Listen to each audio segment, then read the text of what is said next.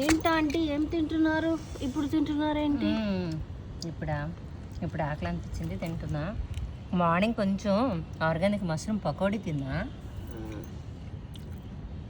కొర్రలతో మష్రూమ్ బిర్యానీ కొబ్బరి పాలు వేసి, కొబ్బరి ఫ్యామిలీ అన్నమాట. కొబ్బరి, మామిడల్లం, పెరుగు, ఆవాలు, జీలకర్ర, మిరపకాయలు, ఉప్పు అన్నిట్లో సాల్ట్ అయితే వేసుకున్నా. ఇంక కొరబియ్యం పారవణం కొంచెం మాడిపోయి కానీ మళ్ళీ చేసుకున్నా. అంటే కంటైనరు స్టీల్ది ఉండేది, ఇత్తడిది మార్చాను.